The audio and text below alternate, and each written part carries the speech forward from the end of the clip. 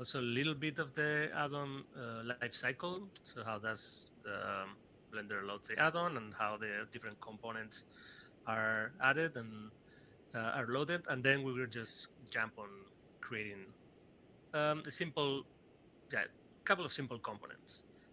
First one will be the scene preview camera, which is something that we don't have yet on the add-on, so it's not available right now, and there's actually an open issue for adding that to the add-on, and then we might also try to create the tree mesh component, which also doesn't, we don't have support for that, but is something that is in Spoke, and well, if we have time, we can also do that.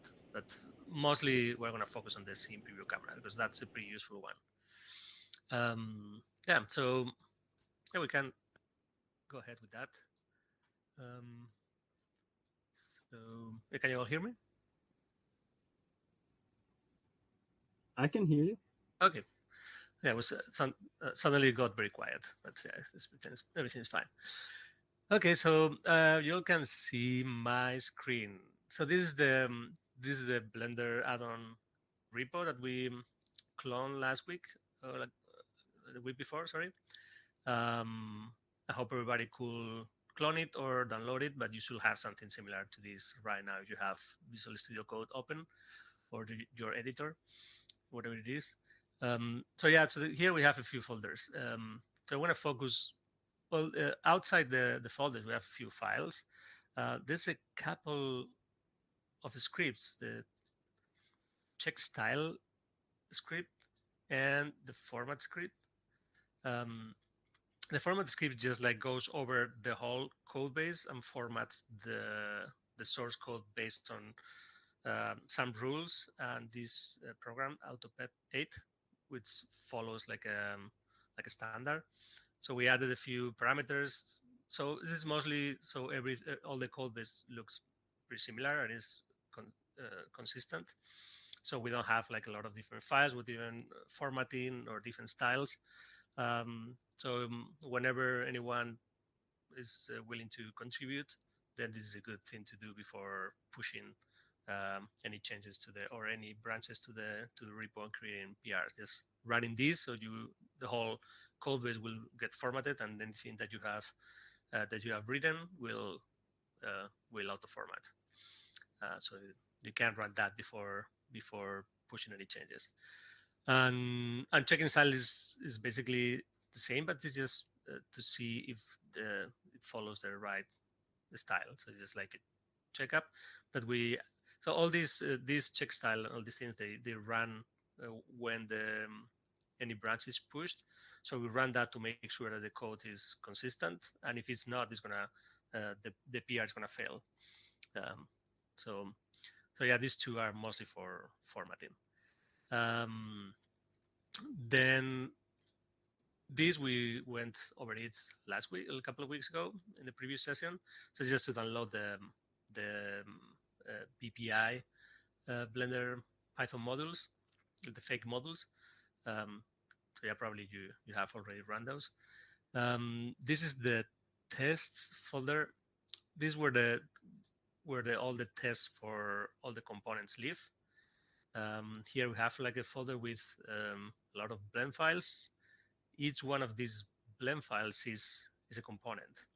So you see that there is one for every single one of them.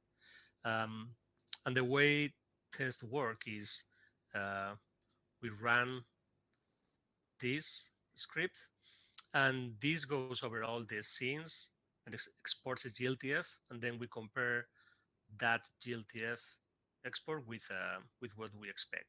So you can see that here we have like a lot of different tests, and what the tests do in the end is just like, okay, so load this GLTF that we have exported from the blend file, and then compare the output and see if the component is there and it has the right values. So it's a way of making sure that that we haven't broken anything, and whenever we make changes to a component, then that component hasn't is working the same as it was working, and we haven't broken anything. So whenever somebody adds a new component, then one of the things that that has to be done, apart from creating the actual component in Python, is also creating the test for the component. So that test will run on anytime you push a branch or a PR. Then we have this scripts folder, which only has one script right now. And this script, we use it for creating the gizmos for the components. So it's just a helper script that you can use. So you can create inside Blender, you can create a model for the component gizmo, and then you just run this script inside Blender, and this will export the model to a specific format that is the format required by Blender gizmos, and then you can just load that that gizmo in your component. We will see how that works later, because probably we'll add the gizmo to the scene preview camera, for example, and then we will need to create the gizmo and then load the gizmo and all that. Probably in next session, most definitely. The gizmos folder, this is just the source code for all the gizmos that we support right now. So you see a bunch of blend files. So each one of them contains like a model for a gizmo that we support. So you have directional light, image link. So all this is just one object, one mesh, and usually you have already the script there, so you can export. So we will see how that works when we work with gizmos also. And here is the add-on folder. So you have the add-ons, and inside the add-ons folder you have the IO Hubs add-on, which is the main component. So there is a add-ons folder because, well, will be the case where we have other add-ons that we want to keep separated but in the same repository. That's not the case right now, so I'm not sure if we are going to have that anytime, but well, mostly this follows the same structure as the GLTF Blender add-on. So basically, I followed that when I created this one. And this is the folder that contains the whole add-on source code. So all this is what it is. Okay, so here we have like the main entry point for the Blender add-on is this init.py file. So if you open that one, you will see that that has like some information on the top, and then mostly two register and register methods, and the rest is related to the actual exporter. And so these are some hooks and callbacks that we have to set in the exporter, but this is the main part of the add-on. So this is what the entry point that we're just going to load all the rest of the modules of the component of the add-on. So yeah, this is Blender standard. So this BL info map here is where it's just the information that I have to provide. So Blender can show that in the add-ons panel. So whenever you go to preferences add-ons, then if you expand an add-on, part of this information is shown there. And then this register and this unregister method are called by Blender. So this is the entry point for the add-on lifecycle in Blender. Whenever Blender wants to load that add-on, it will go to the folder when the add-on leaves, load the init file, the main module, and then call register and unregister. And this is what we do when Blender asks us to load the add-on. So here is what Blender is going to call this method, this function, and then whatever you do here is what's going to happen when the add-on is loaded. And same for when it's unloaded. So when you unload the add-on, we are going to unregister also a few modules. You can see how this works if you go to the preference panel and you check and uncheck that Blender add-on checkbox, and you will see that those two methods are called. Can do like a quick Oh, test sorry, Manuel. just to see that it works properly. Blender, your Blender screen is not Or, actually in the screen share area.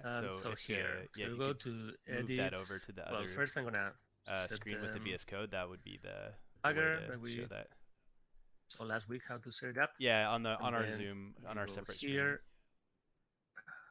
screen. Yeah. Yep. No problem.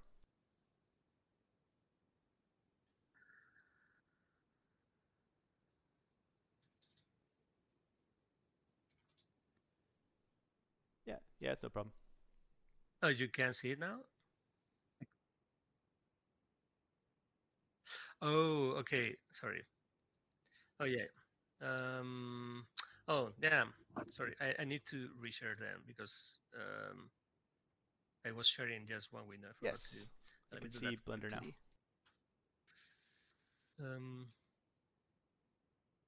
Okay.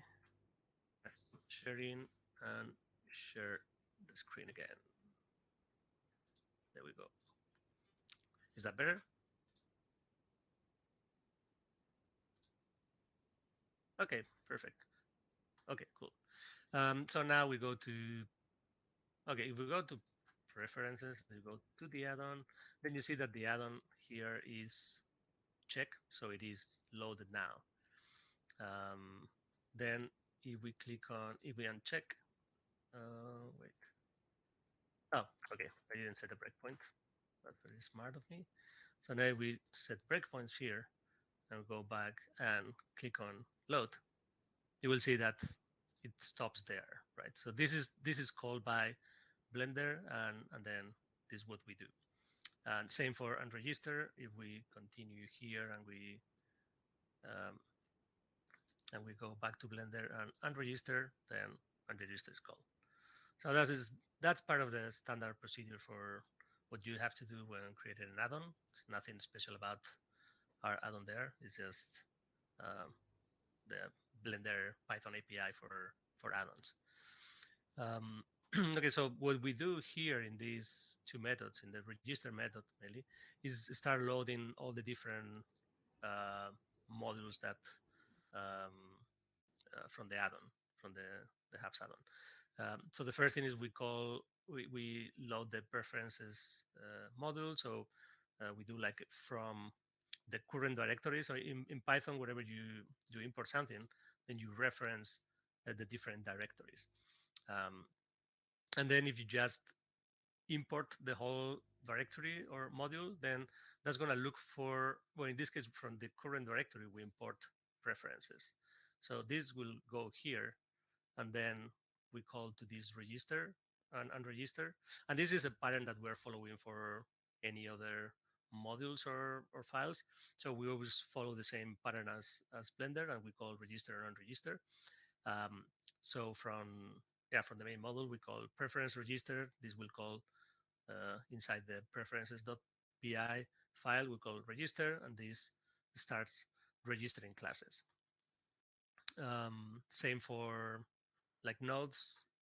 We are importing from the current directory, we import nodes and components. So you go to this folder, and in this case, nodes and components is not a file, it's a directory. So in that case, Python, if you reference to the whole directory, it will look for a init.py file. And then in the case of nodes, when we import the whole thing, we call nodes.register. That will call this register method, and then we call register different parts of the or different files in the module. In this case, it's only one, but if we go to other modules, like for example, we have the not this one. For example, the if we go to components register, like the third module that we load, then you go into the components folder and init file, which is this one here. Then we are registering different parts of the components module. the utils, the handlers, gizmos, the components registry, operators, and UI.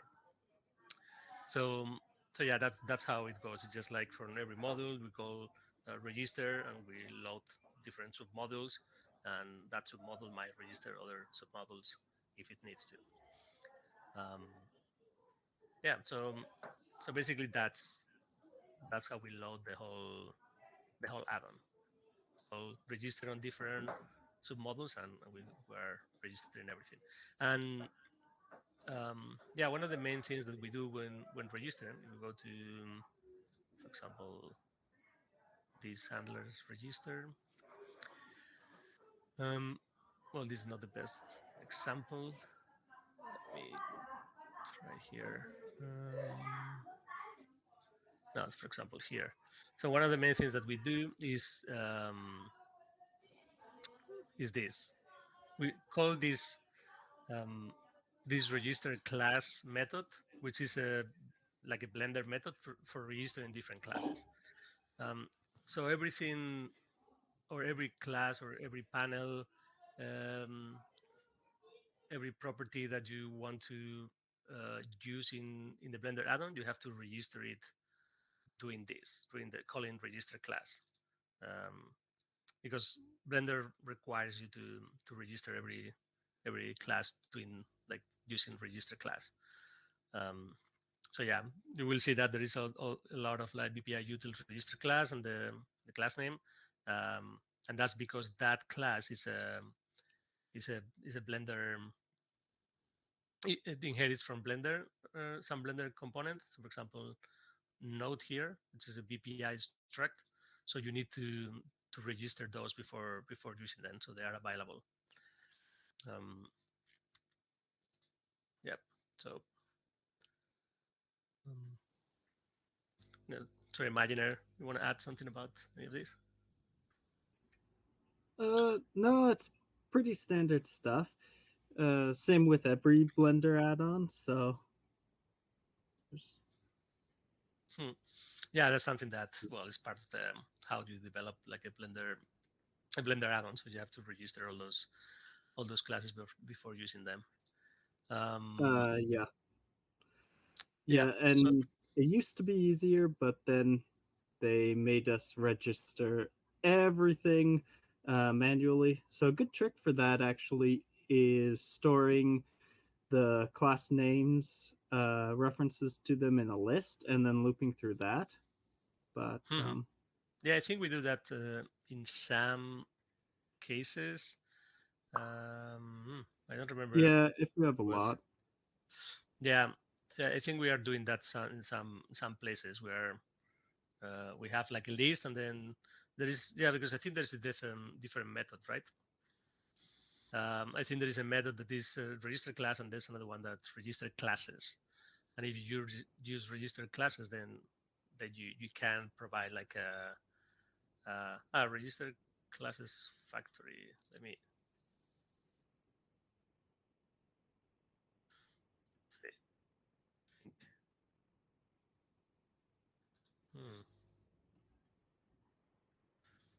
Maybe. Yeah. Okay. No, I think maybe we moved that to, and now we are only calling register class. Yeah. I thought we were still using register. I thought we were still registering like a list, but maybe that changed. Yeah, well, just loop through the list and call register class on each class in the list. That's yeah.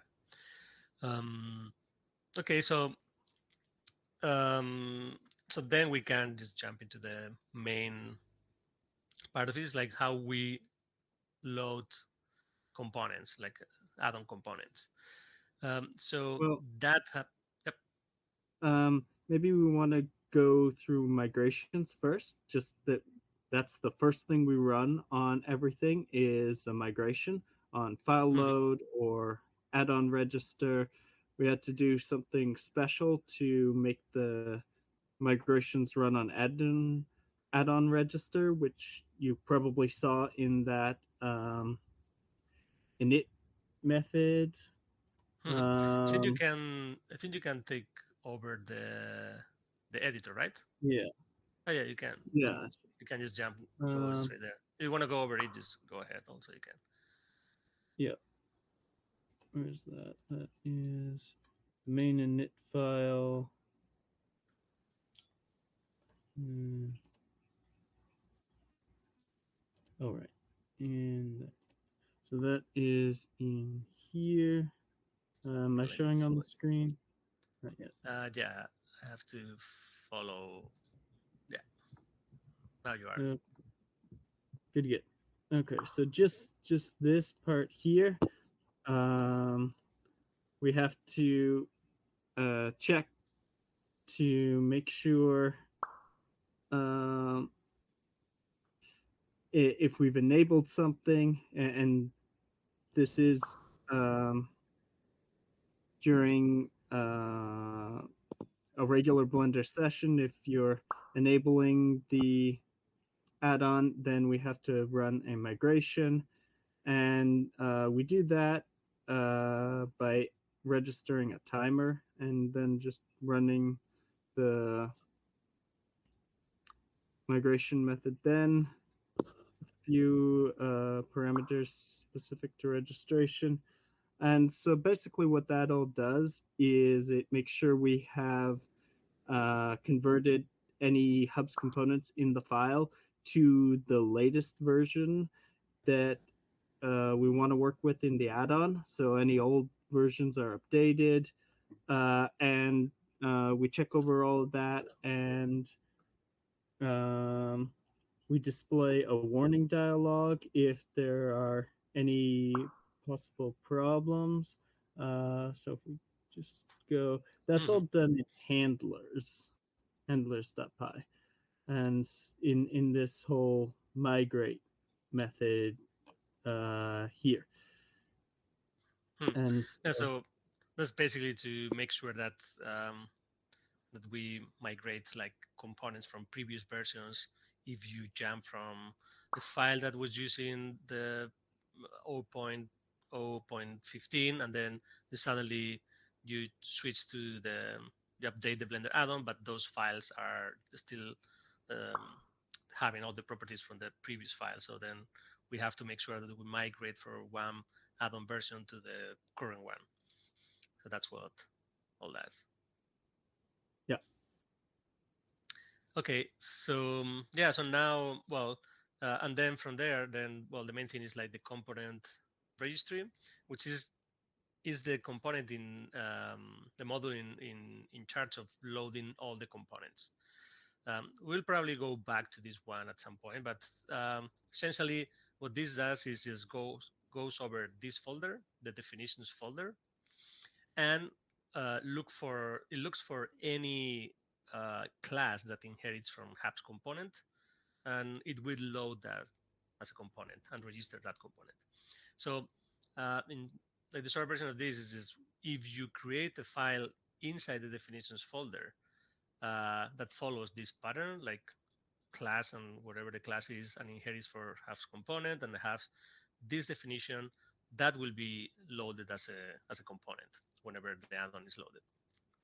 So that's as simple as that. So you just need to copy previous add-on, paste, change the class name, and then write your own definition here, and that should already load the component.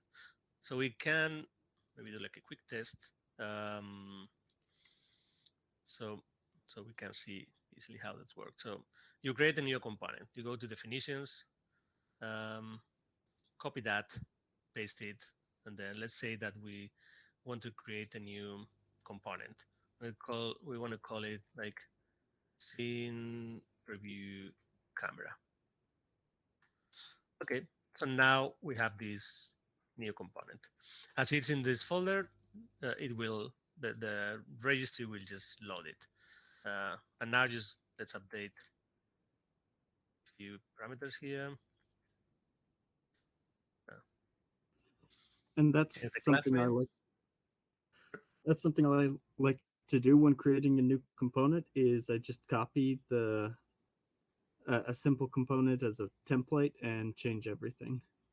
Yeah, yeah, that's the simplest way of starting with a new component. You want probably to grab like a simple one because there are some of them that are pretty Yeah, pretty big, but nav mesh well, is a good one. The visible yeah, component, yeah, ambient and light. then we can this all the components inherit our Hubs component, and if you go to that file, you will see that this is the base component class, and here there's an explanation for all the different fields from the definition that you can use. So you have like the name. So this is the most important one. This is the ID of the component. So this is the when this component is serialized into the GLTF file, this is the name that is going to use for the component name. We can when we export the SimPreview camera, we can see that more clearly if we export in GLTF format instead of GLB, because you can that's text. It's a text format, so you can just read and see all the information there, and you will see that that's used there. And whatever you use as a name, then it will show up as the GLTF component. Heatrick is saying we need to need Discord. No, actually, you can use you can use any format that you want. In the in Hubs, we are usually. Oh yeah, sorry. Yeah, that's correct. Actually, you are right. Yeah, I made it. We have to. I'm not sure if is that. I think Yeah, any issues with the scores, right? So with hyphens, you need to use yeah, underscores. Yeah, yeah. You yeah, do. Good catch, Rithik. yeah. Thanks for that. Yeah, Yeah, I thought you referred to the name component name here in definition, but that can have any format that you want. We generally use the underscore just to name the properties because that's more Python standard. But for the name for the value itself, you can use anything. So yeah, in general, we are using hyphens also, but you can also you could use anything that you want. So for name, we're going to use the scene preview camera here. Display name is what you see in the panel. So if you go to the components panel there, this is the display name. So whatever you put there is going to show here in the panel as the component name. So we can go ahead and change that and call it scene view camera. Okay, then the next property for definition is the category. That's the category again in the components panel. So these categories up here: animation, avatar, elements, lights. These are the ones that you can choose among. Right now we have only these ones. So that's an enum here, and if you click on that category enum, you will see what is available. So it's object, scene, elements, animation, avatar, miscellanea, lights, and media. So far we have found that we don't need any more than that, but if we need in the future, we could add more. So scene preview camera will probably belong to scene because it's part of the scene as the camera. So it makes sense to add it to that category. Okay, then the next parameter here is the node type. So this is the the node type where the sorry this is the type of Blender node where the component is be attached to. So you see that here we support now node, scene, or material. So that means that component, when you add it, this is gonna be attached to the object data or the material, like data or the scene data. So, well, a good way of exploring all this is using the the data API. Um, but yeah, so this is mostly related to where in the object this is attached. So you, for example, you go to the script and you go to see object, and you can see that the apps component, this all the every object, every data type has all the components, and then it has a list that that has all the components that are actually added. So you can see here, and this contains all the components that have been added. And I think it can iterate of if you do list items, I think it's like print.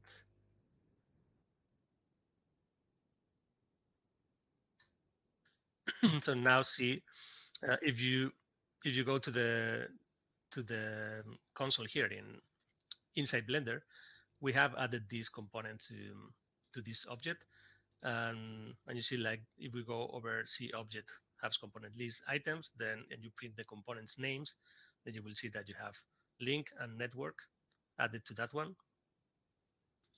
If we add like I know ambient light, and we do the same, you see that now ambient light is part of the components list. So whenever a component is added, it's added to the list. And then the properties live inside every component data. But yeah, we're going back to this node type that we have here is the data point where that component is going to be added. So if we set it to node, it will be added to the object itself.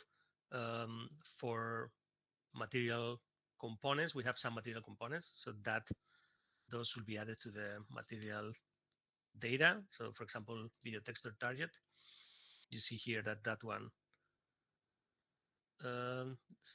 here. So you see that one is actually the node type.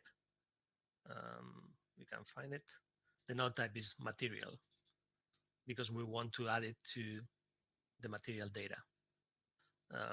So yeah, depending on where you want to add the component to, you have to specify node type, material, node, or if it's in a scene component, like these ones here, then you should specify a scene. For example, environment settings is a scene component because it's attached to the scene data, not the material or the node data. So only the scene data. So here you can see that one is category scene, but also node type scene. Okay, so you go back to the HAPS component structure, you will see that there's another one that's panel type. So panel type is where we want to show the component. So in this case, most usually, so the panel types are kind of related to the node type, but also we have some extra panel types which is not in node type. Some types that is not in node type. So object scene and material are common, but for example, bone is a panel type that is not a node type. So like a component that could be attached to like a component can be attached to a node. So how, imagine, remember how did that work? So the node type. So all the components that also support being added to a bond, for example, in video texture. Yeah, so this is, they all go to type node, panel type. Yeah, so this, for example, the video texture source can be attached to bonds and objects. So the panel type supports both because it can be attached to both. But depending on the panel type will be attached to the node itself, which can be like a bone or an object. So it's a bit confusing, I guess. Not You have a better not explanation all for that? that confusing because the node um it attaches it shows where you're attaching the data, so whether it's object data, material data, or that the underlying structure, and then the panel type is just where you're displaying that. So for a lot of cases they're going to coincide. The main reason we have the two there is so that we can show both in object and bones, or potentially through more. So it's multiple. So showing the data in multiple different places. So it's kind of like the model view paradigm. And so we specify the model where everything's stored and the view where it's displayed. Yeah, yeah. Probably we'll be able to go over that as we develop components and get deeper into that to see how that exactly happens inside the add-on. But Yep. for now, yeah, we can assume that, well, whenever you want it to be added to bonds and objects, then you have to specify panel type and then all the different panel types where you want to add it. So usually, well, And so maybe that's something people might miss, is that's a list there, the panel type, and so you need to remember to put in the square brackets yeah, the panel for the type is panel type. an array. So yeah, you have to, if you want more than one, you have to, well, you have to first remember to add it as an array, but also like if you want more than one, I'll add all of them there. Yeah, so here it is, the panel type. Then dependencies, the next one is depths, which is the dependencies of this component by ID, which will be better called name because it's actually the name what you reference there. So all these dependencies, whenever you add, they will be added automatically whenever you add this component. We are actually doing that in some places. For example, if you add any audio or media that has audio related components, then you will see that that automatically adds the network component and the audio params component. So these two are added automatically, and it's just because they are actually referenced in the dependencies. So if you go to audio here and you go to the definition, dependencies, you will see that there's network and audio params. So the components registry, which is the component in charge of loading, or the module in charge of loading all the components, will go read this list and say like, okay, so this has these two other component IDs as dependencies. So let's go get these ones and add them before adding this one. So yeah, so that happens automatically. And also, cool thing, if you remove the main one, that will remove the dependencies unless they are required by some other component. So if we add the audio component, that will add the network and also the audio params, and then we add, for example, the video, that also has, as you see here, it also has the it also has the network and audio params. So if you remove video, that doesn't remove network and audio params because this is still one component that requires them. So that's handled automatically by the components. And it doesn't add them either. No, if they're already there, it doesn't add them either. So yeah, it keeps track of everything. Yeah, exactly. So so you don't have to deal with that. Next thing is the icon. So this is the icon to show by the component here in the component list. So whenever you click on here, then you see that a few like icons. So all of these, you can either choose an like an image to load, like a PNG or JPEG, but also you can reference to Blender native, like built-in icons, which is what we mostly do because it's just easier and people recognize them faster.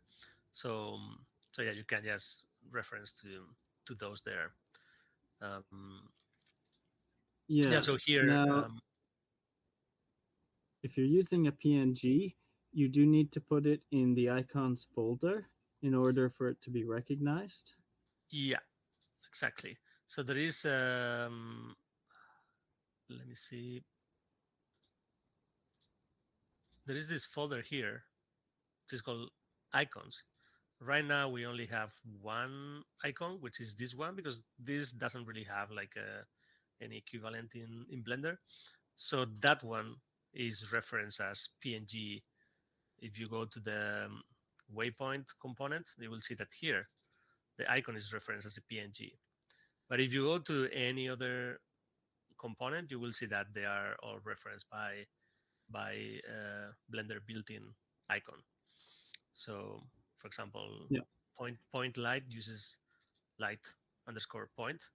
There is, I think that in the docs they reference. I'm not sure if it's, you can find all the available icons. I know if you reference like an icon that doesn't exist, then Blender will just like in the output, in the standard output, it will just log all the icons that are supported. So you can just look into that list there and add one that fits. Okay, a better way to do that, there's an add-on you can enable called the icon viewer. It's in the development category. If you enable that, Nice. then it'll show you a panel of all the icons. You can either just go to the terminal or in the end panel of the just go to the development category. That little drop down beside the search. Here, okay. Find development. There. Okay. And Icon viewer. and view. Just enable cool. Yeah, that. And then you'll see there's a little button that popped up on your terminal header, or do cool. that. And if you click on any of those, it'll automatically copy the correct text that you need to specify that icon, and you can just paste it in there. Oh, nice. This is very useful. I didn't know this. Yeah. Cool. Yeah, it's really nice. Yeah. Cool. So that's a better way of doing that. Yeah. So, well, this one, I think there's one this camera data. Probably Yeah. good for this one. So in that one, we can just go ahead and add the camera data icon. And then, well, so that's the basic setup of the component. So definition, name, display name, category. There are a few other properties there. Well, I think this one has mostly all of them. Name, display, category, node type, version. And version. Version is also important. This version is used to migrate your component. If you change the version number and you have a migration and you override the migration method that we will see later, then that will trigger a migration that will the migration handler, which is Imaginer has shown it before. We'll probably go over it later. This like goes over the components, and if the version from the component in the blend file that you are loading is different from the version of the component of the add-on, then that will call the migration method, and then you can use that to migrate your data to the new version of your component if you have changed anything. So here you can see, yeah, there's like a few methods here you can override, and one of them is migrate here. there is some information here about how it works exactly, but you can override that for migrating if you want to do that. So yeah, this is the basic. This is a basic, the most basic component. So now that we have the component, so as you see, it's pretty simple. It's just like, it's mostly the definition. If you don't really want to do anything more than adding that component being added to the GLTF file. So let's load Blender again, and so we can see how that loads the new component. So one thing that we do during Blender load, when the add-on is loaded, is actually writing to the standard output all the components that are being registered. So here you can see that all the components that are available inside the add-on are registered, so they are correctly loaded. And now we can see here that the scene preview camera is part of the add-on now. So if we go now to add component, then we can see here that the scene preview camera is in there, and we can't even add it. Well, this doesn't really do much because the component doesn't have any information. So it's just like this doesn't add like a gizmo, so it doesn't have like any visual representation in the viewport. So it's just that this is like a tag saying that now this object has this component. And a good way of checking if everything is going as expected and the component is actually added and is going to be exported when you export it is just go ahead and export export that, and then yeah, we can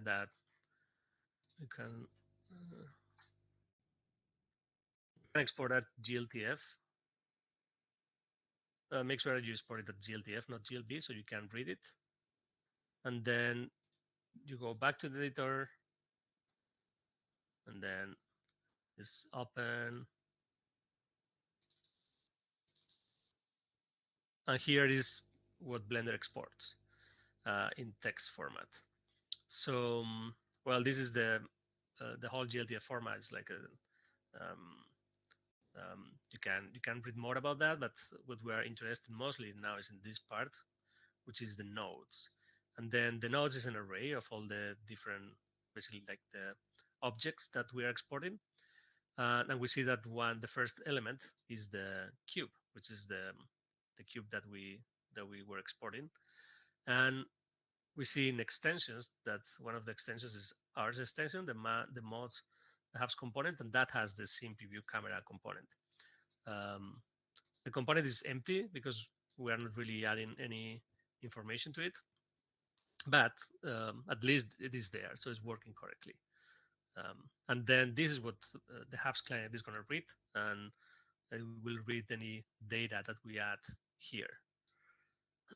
So yeah, now that we have that basic component, that we can go ahead and maybe start adding adding some more information. So the way the scene preview camera component works in the HAPS client it's a bit special. So it's one of the few components that have like a special treatment inside the HAPS client. For most of the components, we just like we read that the GLTF file, and we look for components, and we take those components, we read the data, and then we create that in the HAPS client for every object to attach those components to the HAPS client object. But the scene preview camera works a bit differently. So we don't really look for the component. What we look is for the name of the objects. So so trick that we were using before to add the scene preview camera is people were adding like an empty, for example, because we only need the transform information, so the translation, position, scale, and rotation. And then we call it sim preview camera.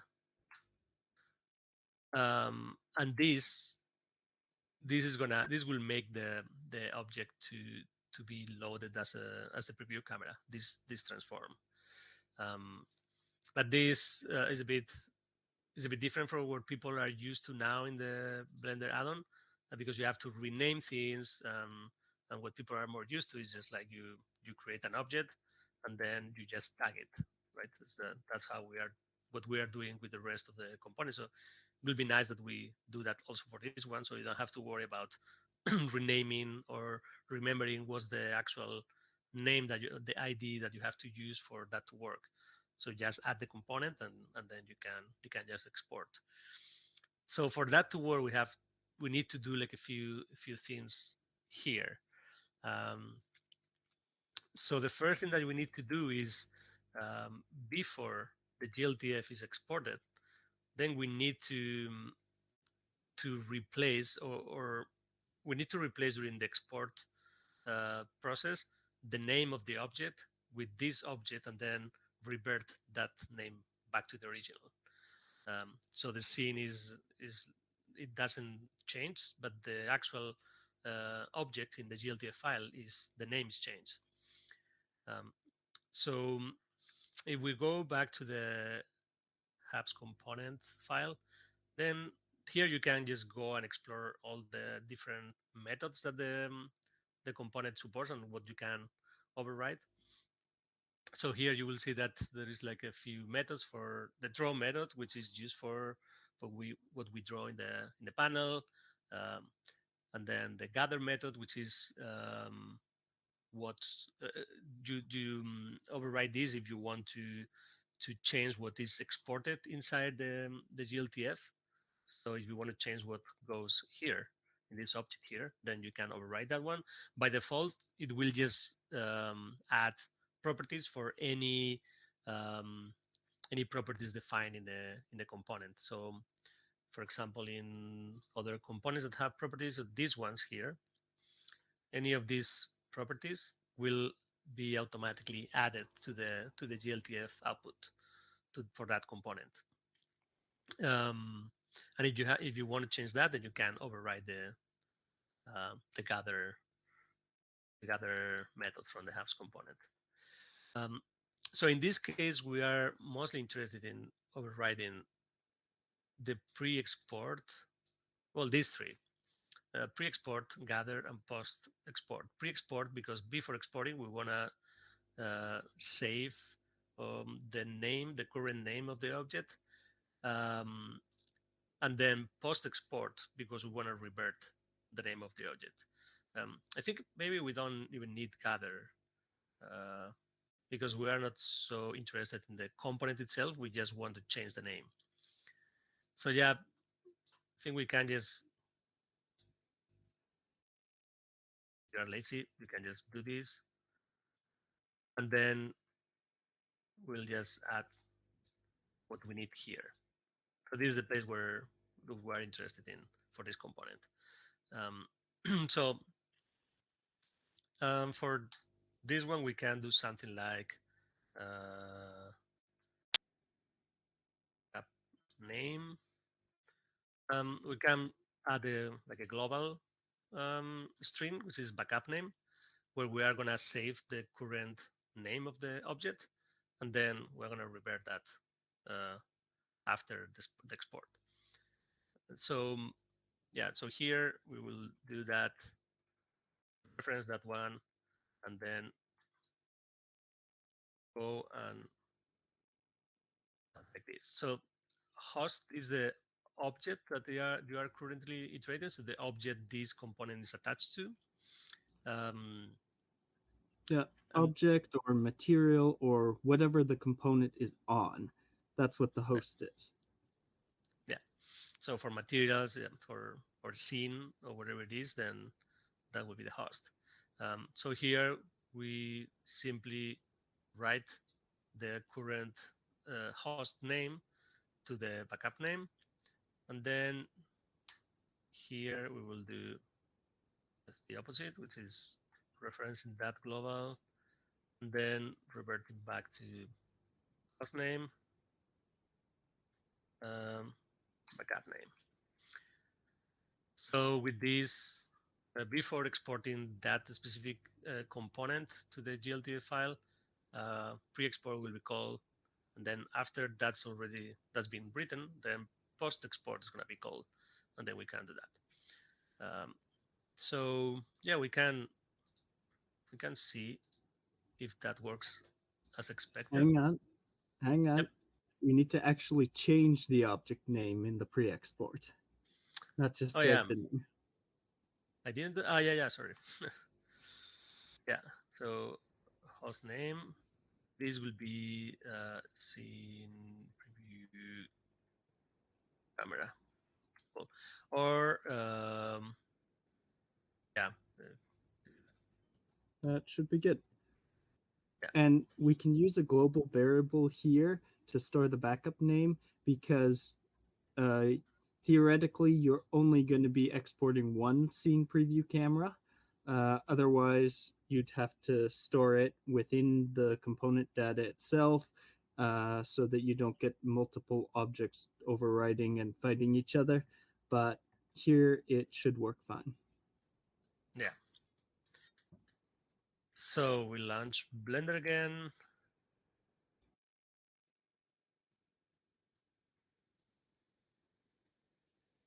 Okay. So now we can do similar to what we did before, and at the same preview camera. But if you keep this console open, if there is any error in an exception that happens because you did something wrong in the code or whatever, that will throw an exception here, and you will be able to read it, which is pretty useful. So now we're gonna do the same as before. Add the debugger so we can see exactly how that works. But then, and then we are gonna add a couple of breakpoints.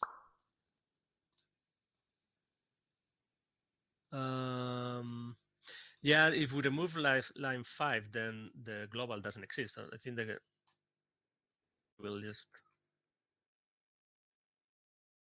It doesn't really think it should error, right? That's my understanding.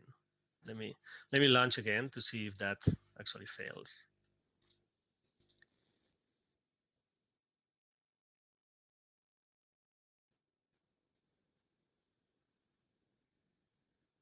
It seems it's okay.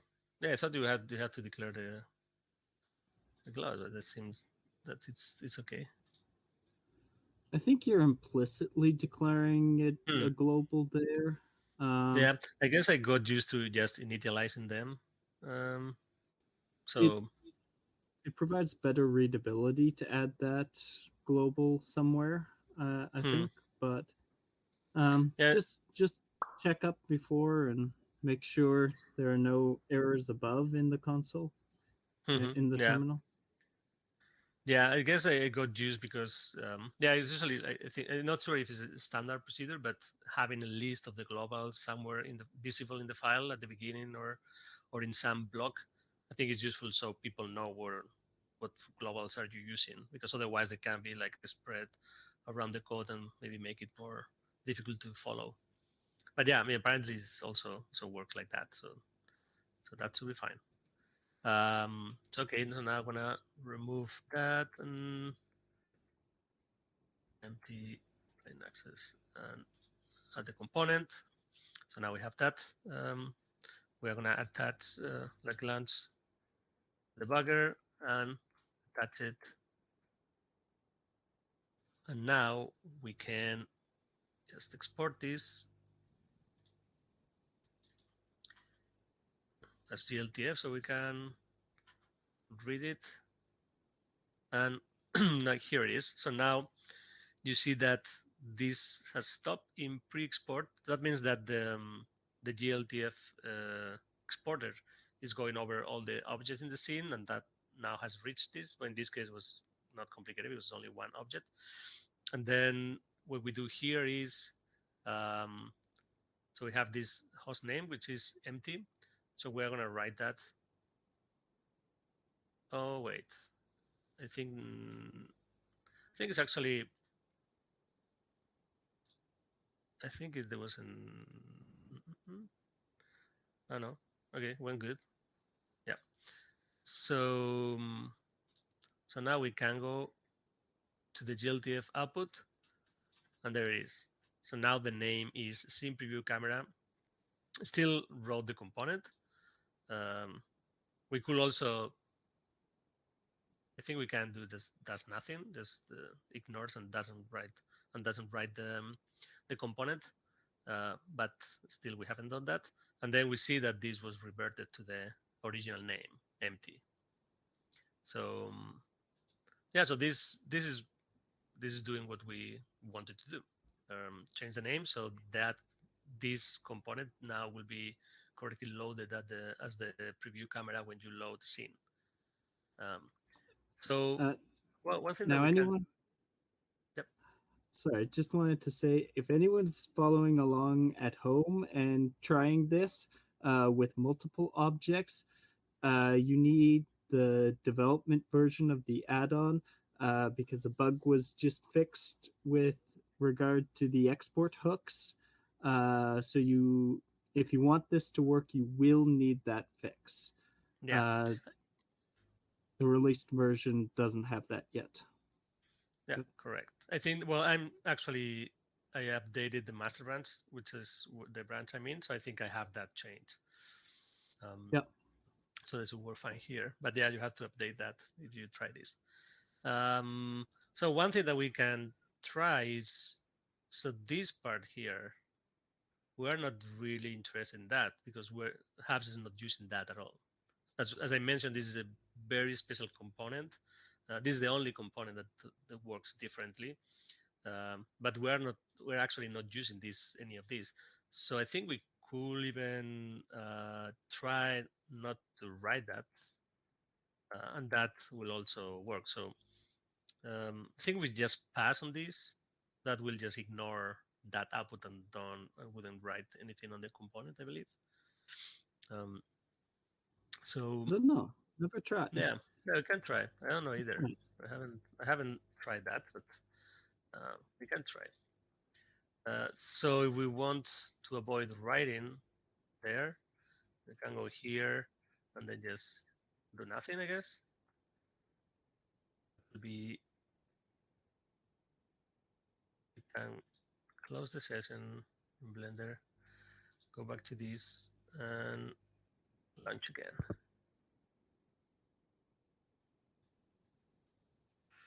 So now we try the same, remove everything, add an empty component and export as GLTF and see what happens.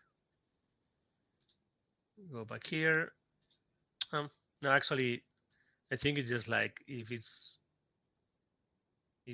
as we are not returning anything, maybe it just writes an empty object. That could be. But yeah, well, we're not gonna go too deep into that because it's not the purpose. But yeah, I mean, so this doesn't really avoid that. But yeah, so we want to do, which is this, we managed to do it, which is change the name and revert the name.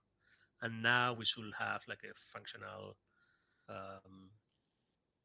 component for the scene preview camera. So this will work. We can quickly try. Let me find. I think I have this scene, which is like so this scene is a startup scene. It already has like a scene preview camera, which is like because the Christian who made this scene knows that that's how it works. So he went ahead and just changed the name. But we could do, to make sure that it works as expected, then we could just change it to scene preview camera. Now this shouldn't work in halves. So if we export this scene,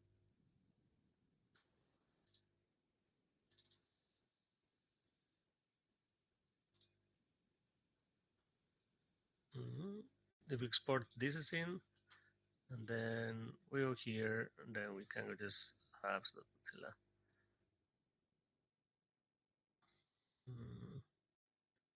Spoke.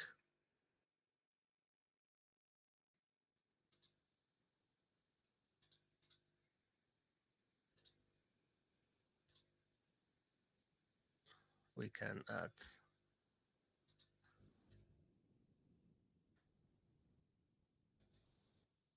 image here.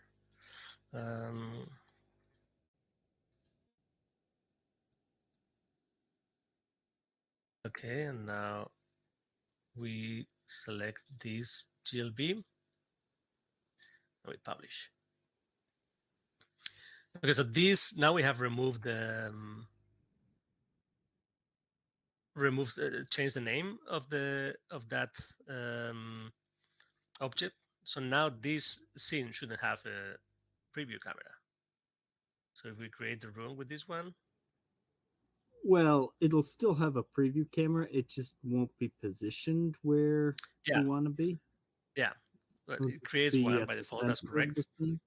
But it won't be. So if you see here, this is the default preview camera, which I believe is positioned like looking at the center, but like translated like a couple of meters away on the y-axis, I think.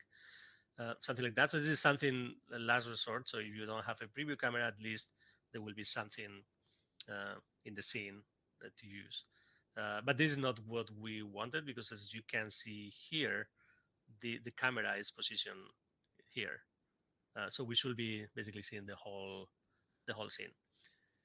So now what we can do is just add the component and then export that again. And now if you go and upload that scene again, oh, this is slowing down quite a lot. And load the GLB again and update. Then we reload that. And if everything goes good, we should be seeing the preview camera that we wanted, which is actually this one. So this worked. Now we are seeing this from the right point of view. And this is what we wanted. So this is working. So yeah, I think we did what we were trying to do. So as you see, well, there is more things that we can do. Well, let me close this because it's gonna slow down. So there's more things that we can do with components, of course. So this is just like a first approach to component creation. Maybe not the most standard one, because this is like kind of a specific case, but as it's something that people ask for and we're working on. So it was decided to begin with this one, but yeah, maybe but in the next sessions and workshops, we will work on other different things to touch on different areas of the component creation. Because as you see in the base class, there is quite a lot of things that you can like do, like for example, related to the gizmos. So probably next day we can go over the add gizmos to the scene preview camera or the gizmo. You can also change what you wanna draw in the panel. You can add properties to the component, which we didn't do in this case because it doesn't really have any, but usually components have some properties that you want to expose to the user so they can change those values, or maybe the values are coming from some other place, or you're reading that from somewhere else, but you usually want to show some information in the panel, like as we are doing in, I know, like this component, AMO shape. So you have the type, the shape fitting, the half stand. So you probably want to use or show some information. So we will see how how to do that, adding properties, how to show those properties in the panel.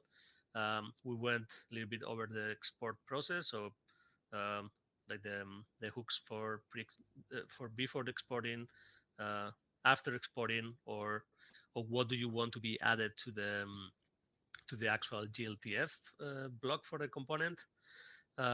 Migration is also like an interesting thing. When you update your component, how can you update the all information from the blend file that you are loading and transform that into the new Blender add-on format. Draw global is used to draw things that you want to add to. I think we are using that for adding things here. So you see in these sim properties, and sim properties has like a sim, like add components panel, like as every other node, but it also have this block here, which we are calling global properties. So you can also, a component can add a global property because maybe that component wants to expose something more globally. Like for example, the reflection probes. The reflection probes component adds a global panel because this is used more globally for any reflection probe. So, and it's also related to the environment settings. So it made sense to add something globally that is not specific for the scene or for the node, for the material. It's just a global setting. Well, in general, we will go over all these methods that you can override. But I think for today, probably we can call it here. We've been already like an hour and a bit.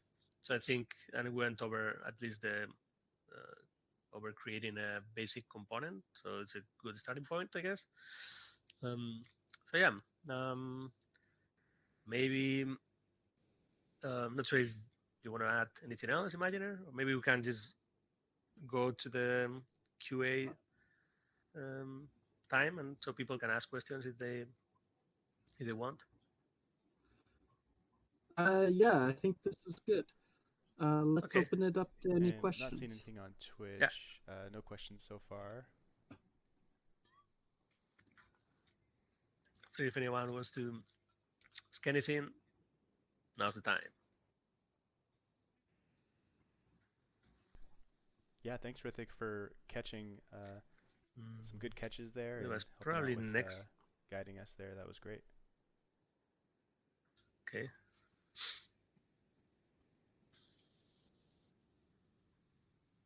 I think Heathrick already asked a few questions in the chat.